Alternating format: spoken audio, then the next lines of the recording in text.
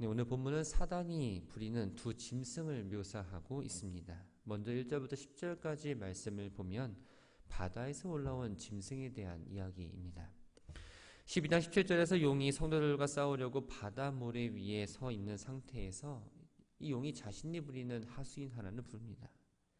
그 짐승은 뿔이 10이고 머리가 7이고 10뿔에는 10왕관이 있고 또 7머리에는 신성모독하는 이름들이 있었습니다. 뿔이 10개이고 머리가 7인 모습은 사단을 상징하는 용의 모습과 닮았습니다. 즉 이것은 짐승이 사단에 속했다, 또 사단의 영향을 받는다라는 걸 의미합니다. 뿔은 힘과 권력을 상징합니다. 그래서 다니엘 7장 7절에서도 뿔은 왕들을 지칭하고, 또한 요한계시록 17장 12절에서 이 10뿔은 10명의 왕을 상징합니다. 뿐만 아니라 머리와 왕관은 역시 권력과 힘을 상징하고 있는데, 이 앞에 붙어있는 숫자 7과 10은 완전수로서 막강한 정치 권력을 가지고 있다는 걸 말하고 있습니다. 용의 머리에는 7면류관이 얹혀 있었던 데 반해 이 짐승 7머리에는 신성모독하는 이름이 있었습니다. 이 로마 황제들은 스스로를 신격화했습니다. 아우구스투스는 자신을 신으로 공경해 주기를 원했고, 네로는 주화의 자신의 모습을 세상의 구세주로 새겨 넣었습니다. 도미티아는 로마인들로부터 우리 주이시며 하나님으로 불리기도 하죠. 이것은 예수님을 주님, 또 구원자, 신의 아들이라 부르는 신앙과 대치가 되기 때문에 신성모독에 해당하는 행위였습니다. 2절을 보면 짐승의 모습을 표본과 비슷하고 그 발은 곰의 발 같고 그 입은 사자의 입과 같다라고 말합니다. 이 짐승은 다니엘 7장에 등장하는 새 짐승의 모습과 비슷합니다. 사자와 또 곰과 표범으로 이들은 모두 날카로운 이빨과 발톱을 가진 맹수들입니다. 이 각각의 특징을 살펴보면 표범은 신속함과 무자비함, 또 곰은 힘과 끈기, 사자는 권세와 지배력을 나타냅니다. 다니엘서에서 이 네 짐승 각각 바벨론과 메디아 바사와 또 헬라와 로마 제국을 상징했던 것처럼 본문에 나와 있는 짐승은 요한 당시 세계를 지배하고 막강한 힘을 가진 노바로도 볼 수 있지만, 마지막 종말 직전에 하나님 나라와 또 하나님 백성을 대적하는 모든 세력을 합쳐서 하나님 또 하나님 백성들을 대적할 적 그리스도를 가리킵니다. 하나님께서 어린 양이 예수 그리스도에게 자신의 능력과 보좌와 큰 권세를 넘겨준 것처럼 하늘에서 쫓겨난 용인 이 사단은 세상 권력을 쥐고 있는 적 그리스도에게 자기의 능력과 보좌와 큰 권세를 넘겨줍니다. 사단과 적 그리스도는 하나가 되었고, 이제 사단은 적 그리스도를 통해서 성도들을 조직적으로 또한 공개적으로 박해할 준비가 되어 있던 거죠. 3절을 보면 그의 머리가 상하여 죽게 될 것 같더니 그 죽게 되었던 상처가 나음에 온 땅이 놀랍게 여겨 짐승을 따른다라고 말합니다. 상하여 죽게 될 것 같은 머리는 십자가에서 죽으시고 다시 살아나신 그리스도를 흉내내는 바로 적 그리스도를 의미합니다. 적 그리스도는 그리스도께서 행하신 일들을 모방하는데, 그 이유는 사람들이 자신을 메시아로 믿고 따르게 하기 위해서였습니다.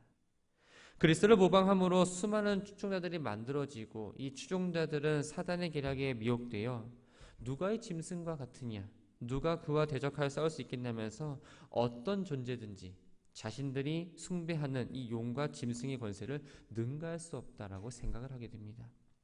이처럼 사단은 과거 하나님에 대한 구약 성도의 찬양을 모방해서 사람들로 하여금 하나님께 마땅히 돌려야 할 그 찬양과 경배를 하나님이 아닌 또 사단과 적 그리스도에게 돌리게 하고 있죠.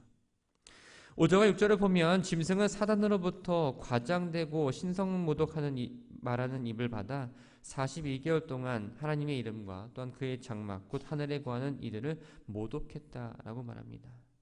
이 짐승은 바로 하나님의 이름을 모독했습니다. 이 이름이라는 건 단지 어떠한 것을 명명하는 것뿐 아니라 그 인격과 존재하는 것의 정체성을 의미합니다. 즉 하나님의 이름을 모독했다는 건 하나님의 인격과 또 하나님의 나타내는 모든 것들을 모독하는 행위입니다. 안티오코스의 신성 모독이나 로마 황제들이 자신들을 신격화하는 것들은 요한에게 있어서 바로 적 그리스도의 행위였고 하나님을 모독하는 일이었던 거죠. 하늘에 거하는 자는 이미 죽어서 하늘에 있는 성도들을 가리키지만 넓은 의미에서 보자면 이 땅에 살아있는 성도들을 포함해서 하나님이 택한 모든 백성들을 가리킵니다. 사단의 대리자인 적그리스도는 하나님뿐만 아니라 하나님께 속한 모든 그 하나님의 백성들도 모독하며 비방하고 조롱했는데 그 활동 기간은 영원히 주어진 것이 아니라 42개월로 제한되어 있었습니다. 42달은 1260일 또한 3년 반의 시간으로서 사단으로부터 받은 권세가 영원하지 않고 한시적이라는 걸 의미합니다. 짐승이 세상을 통치하고 성도들을 박해할 수 있지만 이 모든 것들은 바로 하나님이 허락하신 범위 안에서만 이루어진다는 거죠. 7절을 보면 권세를 받아 성도들과 싸워 이기게 되고 각 족속과 백성과 방언과 나라를 다스리는 권세를 받았다라고 이야기합니다. 짐승은 용으로부터 각 족속과 백성과 방언과 나라, 즉 이 세상 전체를 다스릴 권세를 받았습니다. 적그리스도는 일시적으로 이 세계를 지배하고 메시아처럼 세상을 다스리려고 합니다. 그러다 보니 성도들과 싸우게 되는데 이 싸움은 물리적인 어떤 충돌과 다툼이 아니라 어떤 모든 수단과 방법을 이용해서 성도들을 핍박하는 걸 의미합니다. 성도들은 핍박을 받게 되고 그 가운데에 고난과 순교를 당함으로써 사단은 이기게 되는 거죠. 로마 황제들은 신으로 숭배를 받으려고 했습니다. 그런데 이때 가장 거슬리는 존재들이 있는데 바로 우상을 숭배하지 않는 그리스도인들이었습니다. 그래서 황제들은 하나님을 모독하며 교회를 핍박했고 폭력으로 온 땅을 정복해 자기를 숭배하게 만듭니다. 이러한 황제의 권세를 아무로 건드릴 자가 없었기 때문에 황제 숭배는 로마 전역으로 광범위하게 퍼져나갑니다. 그리고 황제 숭배를 거부했던 성도들은 온갖 박해를 받아야 했죠.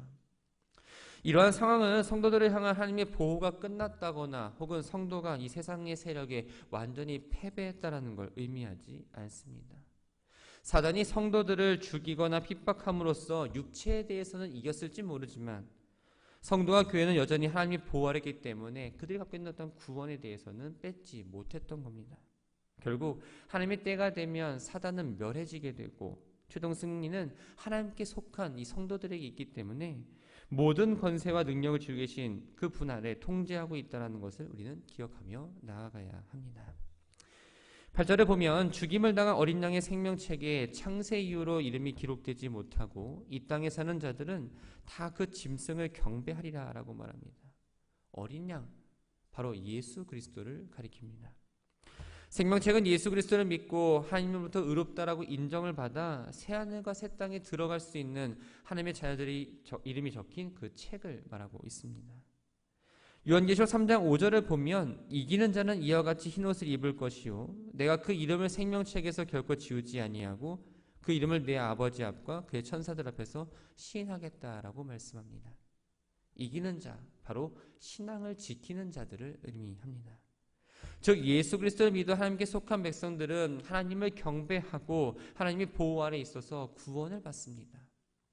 그러나 짐승으로 일시적으로 승리하고 다스리는 동안 그 짐승을 경배하는 바로 땅에 사는 자들은 생명책의 이름이 기록되지 못하고 결국엔 하나님 나라에 참여하지 못하게 된다고 이야기합니다. 10절에 보면 사로잡힐 자는 사로잡혀야 할 것이요 칼에 죽을 자는 마땅히 칼에 죽을 것이니 성도들의 인내와 믿음이 여기에 있다라고 말합니다. 이 사단의 대리자인 적그리스도가 악으로 세상을 통치할 때 성도는 박해를 피할 수가 없습니다. 고통과 순환을 당할 뿐 아니라 심지어 순교를 해야 될 상황까지도 맞이하게 될 수 있죠. 로마 황제의 권세가 온 땅을 뒤덮여 있는 것처럼 당시 상황에서 황제 숭배를 거부한다는 건 감히 상상할 수 없는 일이었습니다. 황제 숭배를 거부한 성도들은 온갖 박해를 겪어야 했지만 인내하며 담대히 황제 숭배를 거부하고 오직 하나님만이 유일하신 하나님이라는 사실을 믿고 버리지 않았습니다. 이처럼 성도는 어떠한 상황 가운데서도 모든 역사를 주관하시는 바로 하나님을 향해서 믿음을 잃지 않고 인내하며 나아가야 합니다.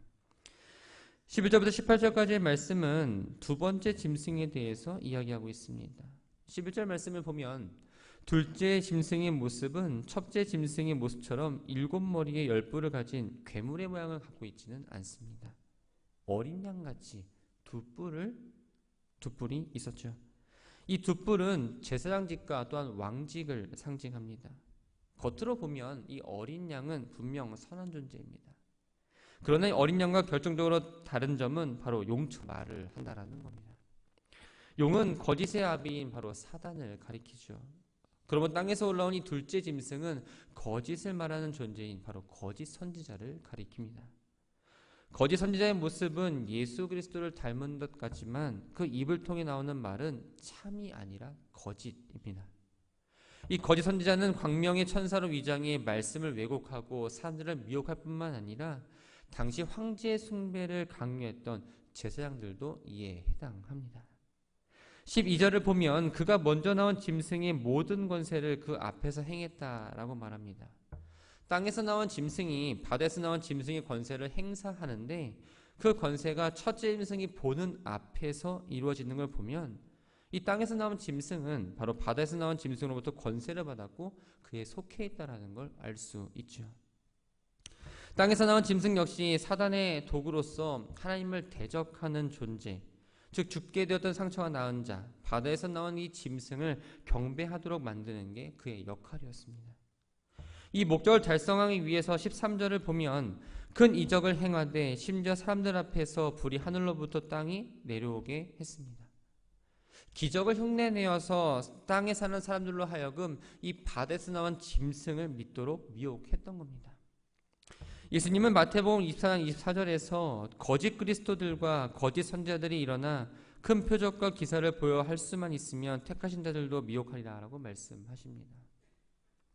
하나님께서 선지자들과 또한 사도들과 복음을 증거하는 자들이 통해서 이적의 능력을 베푸셨습니다.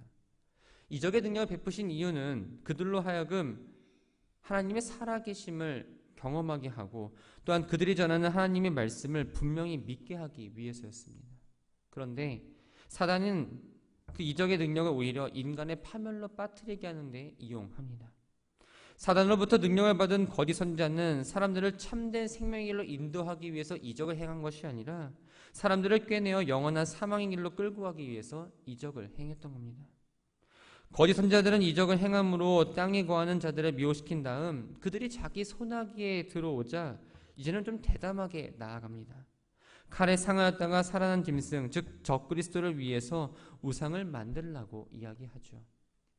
당시 로마 제국은 황제 신상을 만들어 숭배하게 했고 또 제국 내의 모든 백성이 황제 숭배를 하도록 대대적으로 독려했습니다. 15절을 보면 그가 권세를 받아 그 짐승의 우상에게 생기를 주어 그 짐승의 우상으로 말하게 했다라고 말합니다. 이 생기라는 단어는 쉽게 생각하면 생명입니다. 문자적으로 보면 거짓 선지자가 사단으로부터 받은 그 권세를 가지고 우상에게 생명을 부여할 수 있을 만큼의 이적을 행했다라는 걸 말합니다. 그런데 한 가지 생각해 볼 건 이 짐승은 하나님의 창조 권능을 행사할 수 없다라는 겁니다. 왜냐하면 이 짐승에게 권능을 준 사단이 창조의 권능을 가지고 있지 못하기 때문이죠. 사단으로부터 권세를 받아서 일을 하는 짐승 역시 그런 권능을 가질 수가 없습니다. 단지 거짓 선지자는 하나님의 권능을 모방해서 생명을 주는 것처럼 어떤 사수를 부려 이적을 행한 것뿐이었습니다. 로마의 종교를 집행하는 제사장들은 마술을 행하고 복화술을 통해서 이 황제의 동상이 말하는 것처럼 사람들을 기만하고 또한 권력자들과 야합을 해서 생활을 했습니다. 이들은 어떠한 방법으로든 우상을 만들어 섬기게 하려 했고 또한 미혹된 사람들은 그 명령에 복종할 수밖에 없었습니다. 만약 우상 숭배를 하지 않는다면 그들에게 닥친 결과는 바로 죽음이기 때문입니다. 이 둘째 짐승은 우상 숭배만을 강요하지 않았습니다. 하나님의 종들이 이마에 인침을 받은 것처럼 작은 자나 큰 자나 또 부유한 자나 가난한 자나 자유인이나 종들이나 관계없이 모든 사람들에게 오른손이나 이마에 짐승의 표를 받게 합니다. 이 오른손은 힘과 능력, 또한 신체적 활동을 의미하고 이마는 사람의 인격을 상징합니다. 다시 말해서 이 오른손이나 이마에 표를 받았다는 건 그 짐승의 통제 아래에서 활동하고 전 인격적으로 이 짐승을 따른다라는 걸 의미합니다. 17절 말씀을 보면 누구든지 이 표를 가진 자 외에는 매매를 못하게 한다라고 말합니다. 이 짐승의 표를 바로 짐승을 따르는 자의 신분을 밝혀줄 뿐만 아니라 그들의 일상생활에서 경제적인 활동을 할 수 있도록 허락해 줍니다. 반대로 말하면 이 짐승의 표를 받지 않는 이들은 사회적 경제적 제재가 이루어지기 때문에 이 사회생활을 불가능하게 만들었다는 거죠. 당시 상인들이 거래하기 위해서는 이 상인조합에 가입을 해야 합니다. 이 상인조합에 가입하는 조건은 바로 로마 황제를 숭배하는 거죠. 이 의무를 행한 사람들에게만 황제의 공식적인 이 도장이 찍힌 증표를 주었습니다. 따라서 황제 숭배를 거부하면 이 표를 받을 수가 없고 이 표가 없다면 경제 활동뿐만 아니라 모든 사회 생활을 할 수 없게 만들어내는 겁니다. 마지막으로 요한은 짐승의 표가 짐승의 이름 혹은 그 이름의 수라 이야기하며 그 짐승의 수가 666이라고 이야기합니다. 이 헬라어나 히브리어의 알파벳은 각각 고유의 숫자를 가지고 있습니다. 쉽게 말하면 우리로 말하면 기억이 1이 되고 니은이 2가 되는 식으로 그 글자에 숫자를 입힌다는 거죠. 히브리어의 경우에는 22개의 글자입니다. 처음 9자는 1부터 9까지의 수를 나타내고 그 다음 9자는 10부터 90까지의 10단의 숫자를 나타냅니다. 그리고 나머지 4자는 차례로 100부터 400까지 100단의 숫자를 나타내죠. 그 다음 글자는 그 수를 다 더한 결과가 그 이름의 숫자가 됩니다.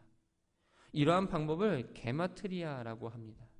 그래서 이 방법을 이용해서 666이라는 숫자가 뭘 의미하나 봤더니 바로 당시에 네로 황제를 의미했습니다. 네로는 예수님의 부활 이후 초기 교회에 많은 박해를 가했던 황제입니다. 많은 기독교인들이 이 네로 황제의 통치 아래에서 고난을 겪었죠. 네로를 상징하는 666은 당시 기독교인들에게 악의 세력, 즉 적그리스도를 의미하는 짐승으로 여겨졌습니다. 그런데 이 666이라는 숫자를 단순히 어떤 인물로만 한정해서 생각하기에는 조금 문제가 있습니다. 성경에서 숫자 6은 완성과 거룩을 의미하는 7의 가장 근접한 숫자인데 이 불완전한 미완성, 또 부정, 또 완전에 도전하는 세력을 상징하는 수를 가리킵니다. 이 6을 이렇게 보면 6이 3번 반복된 걸 보면 사단이 삼위일체 하나님을 모방해서 자신 하나님과 같은 존재로 나타냈다는 걸 생각해 볼 수 있죠. 그렇기 때문에 짐승의 수 666은 불완전한 자로서 완전하신 하나님의 지위를 누리고 도전하는 세력, 즉 적그리스도를 가리킨다는 걸 의미합니다. 말씀을 정리합니다. 빛이 비치면 그 빛을 비치는 것만이 아니라 그 뒤에는 바로 반드시 그림자가 생기게 되어 있습니다. 그런 것처럼 진리가 있는 곳에는 또 거짓이 있게 마련입니다. 주님의 진리를 권하는 참된 선지자, 참된 목자도 있지만 잘못된 비진리를 선포하는 거짓 선지자도 있습니다. 특히 말세에 두드러진 징조 가운데 하나가 이 바로 거짓 선지자들의 등장이고 이들은 성도들의 바른 믿음을 빼앗고 쓰러뜨리기 위해서 안간 힘을 씁니다. 적을 알아야 이길 수 있는 것처럼 성도와 교회는 거짓 선지자의 정체를 비롯해서 그들이 어떠한 모습과 행위로 성도들과 교회를 쓰러뜨리고자 하는지를 먼저 알아야 합니다. 그래야 거짓 선지자 유혹에 빠지지 않고 어떠한 방법과 수단으로 공격해 오더라도 적절하게 대처해낼 수가 있습니다. 주님의 재림이 가까울수록 이 거짓 선지자들은 성도들을 넘어뜨리기 위해서 할 수만 있다면 이적을 통해서 혹은 말을 통해서 여러 가지 방법을 통해 사람들을 핍박하거나 미혹하게 됩니다. 그렇게 우리는 이런 거짓 선지자의 계략에 빠져서는 안 되죠.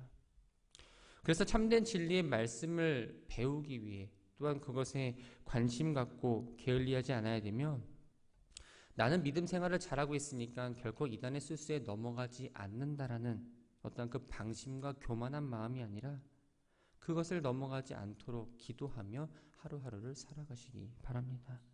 말씀으로 무장해서 거짓 선지자들의 유혹과 공격을 끊어낼 뿐만 아니라 끝까지 믿음을 잘 지키고 선한 싸움을 승리함으로 주님 앞에 설 때에 착하고 충성된 종이라고 인정받고 상급을 받으며 하나님 나라에서 영원한 안식을 우리가 거하는 우리 모두가 되기를 주님의 이름으로 축원합니다.